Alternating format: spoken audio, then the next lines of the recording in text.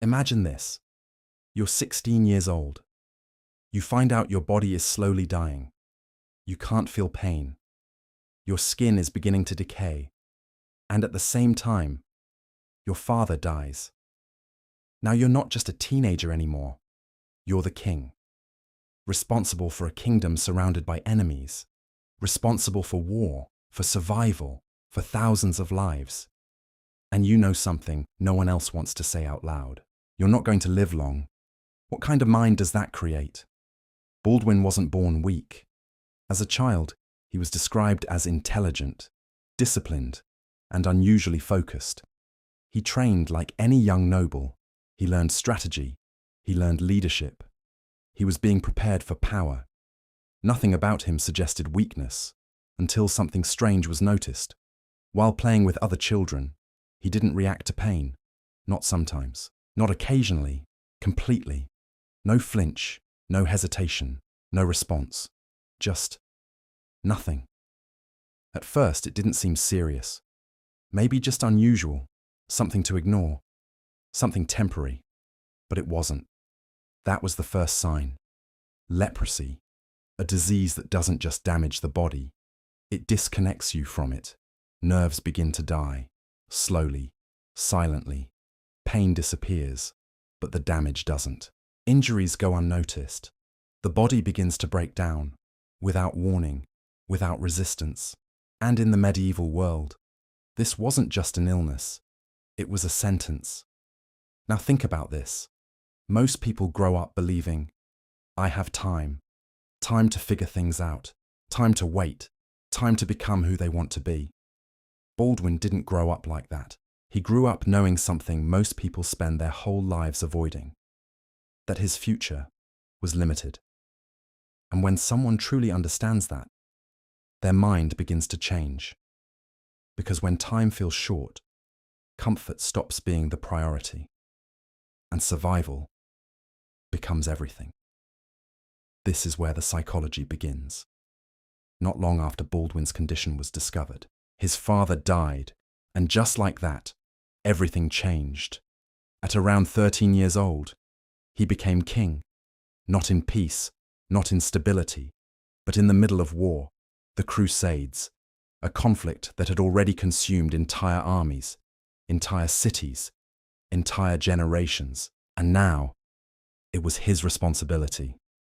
Now understand this. Most people at that age are still trying to understand themselves. Baldwin didn't have that option. He wasn't allowed to be uncertain. He wasn't allowed to hesitate. He wasn't allowed to fail, because his decisions didn't just affect him. They affected an entire kingdom, thousands of lives, and surrounding him were enemies far stronger than anything he had ever faced, experienced armies, seasoned commanders, and one of the most respected leaders of the time, Salahuddin, a man known not just for strength but for discipline, strategy, control. So think about the position Baldwin was in. A young king, a failing body, an army that wasn't the strongest, facing a force that should have overwhelmed him. Most people in that position would rely on time, on learning, on slowly growing into leadership. Baldwin didn't have time. He had to lead immediately, and that creates something rare. When responsibility comes too early, it either crushes a person or it forces them to grow faster than everyone else. There's no middle ground, and Baldwin didn't break. He adapted. He learned faster, decided faster, acted faster, because hesitation wasn't an option. And over time, this begins to change how you think. You stop asking, what do I want? And you start asking, what needs to be done? That shift is where leadership begins. Not comfort, not confidence, but responsibility. And for Baldwin, that responsibility came with one truth he could never escape. Every decision mattered, because he didn't have years to recover from mistakes. He had to get it right, now. And as that pressure kept building, something else was happening at the same time. His body was getting worse, and that changed everything. As the pressure around him grew, his body continued to decline. Leprosy doesn't stop. It spreads. quietly.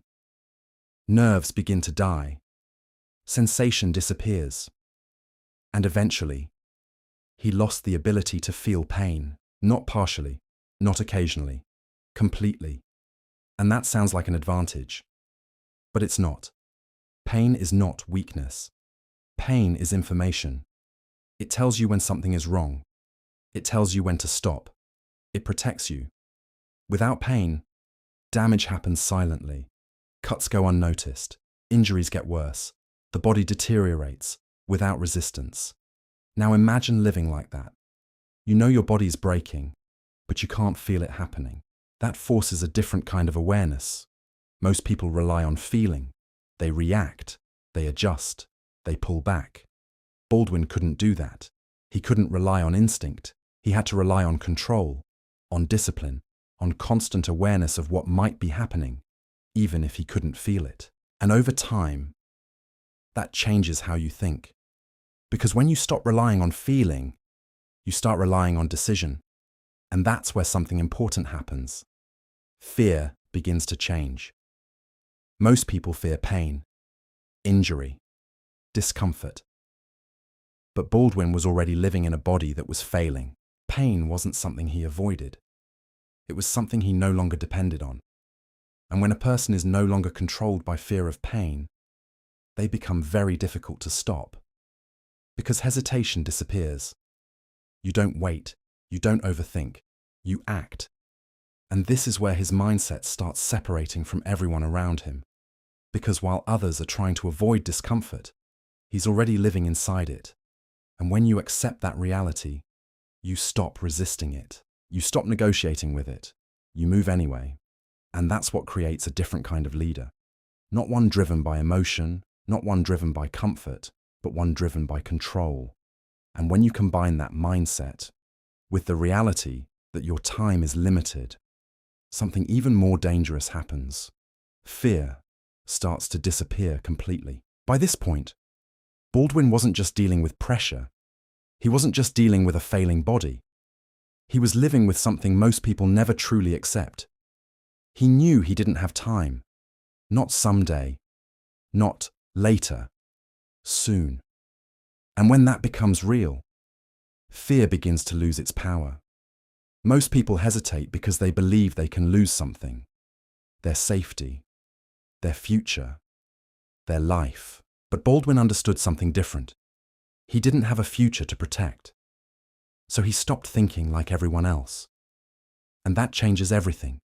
Because when a person accepts the worst outcome, they stop holding back. They stop waiting. They commit fully. And that's what makes them dangerous. Not strength, not size, but certainty. Baldwin began to lead from the front, not behind walls, not from safety, but in battle. Even as his condition worsened, he rode with his army, gave commands, made decisions that determined survival. And then came one of the most defining moments of his life. The Battle of Montgisard, a young king, a weakened body, an outnumbered army, facing a force that should have crushed him. Led by Salahuddin, everything pointed to defeat. And yet, he didn't hesitate. He didn't wait. He moved first. Because in his mind, there was no advantage in delaying. He had already accepted the risk. And when you accept the possibility of loss, you stop playing carefully. You act decisively. And that decisiveness changes outcomes. Because while others are still calculating, you're already moving. And in that battle, against expectation, Baldwin won. Not because he was stronger, but because mentally, he wasn't holding anything back. That's the difference. Most people fight to avoid losing. Baldwin fought with nothing to protect. And when someone reaches that point, they stop being predictable. They stop being controllable. They become dangerous. But even that mindset has a limit. Because while his mind was adapting, his body was still failing. And eventually, that reality catches up. As time went on, Baldwin's condition became impossible to ignore. His body was failing, more rapidly now. he began to lose strength in his limbs. His ability to move freely started to disappear. At times, he had to be carried. Think about that. A king being carried into leadership, into decisions, into war. This is where most people break. Not at the beginning of struggle, but when they feel themselves losing control. Because it's one thing to face difficulty. It's another to feel yourself slowly fading. To know that no matter what you do, you're getting weaker. And still, people depend on you. That creates a different kind of pressure. Not just action, but endurance. Most people tie effort to progress. If I'm improving, I'll keep going. Baldwin didn't have that. He was getting worse, and he kept going anyway. That's a different level of mindset. Not driven by improvement, but driven by duty. And this is where his identity changes completely. Because most people define themselves by what they have. Strength, appearance, ability. And when those things disappear, so does their confidence. So does their sense of self. But Baldwin adapted because he couldn't rely on his body anymore. He rebuilt his identity around something else. Responsibility, purpose, leadership. He stopped defining himself by what he was losing and started defining himself by what he still had to do. And that shift is powerful because purpose doesn't weaken when things get harder. It becomes stronger. It doesn't depend on how you feel. It depends on what you choose. And Baldwin chose to continue, not because he was getting better, but because it was his responsibility. Eventually, the moment he had always known was coming, arrived. Not suddenly, but inevitably. And this is where the story ends. But the psychology doesn't. Eventually, the moment Baldwin had always known was coming, arrived. His body could no longer continue. Years of disease, years of war, years of responsibility, all of it, caught up.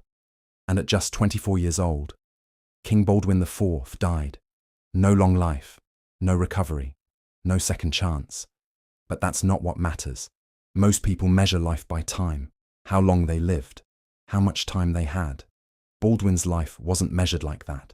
It was measured by weight, the weight he carried, the decisions he made, the responsibility he never walked away from. Even at the end, he didn't abandon his role. He prepared for what would come after him. That's legacy. Not what you leave behind physically, but what continues because of you. And this is where the psychology becomes real. Because Baldwin's story isn't just history, it's a mirror. Most people are waiting to feel ready, waiting for the right moment, waiting for things to get easier. But life doesn't work like that. You don't get perfect conditions, you don't get unlimited time, and deep down, you already know that. Baldwin didn't have more time than you. He had less, but he acted more. He didn't wait to feel strong. He didn't wait to feel ready. He didn't wait for his situation to improve. He moved anyway. That's the difference. Most people are controlled by comfort, by fear, by hesitation. But when you truly understand that time is limited, those things lose their power. You stop delaying. You stop overthinking. You act. He didn't have more time than you. He just believed it less. That's the difference.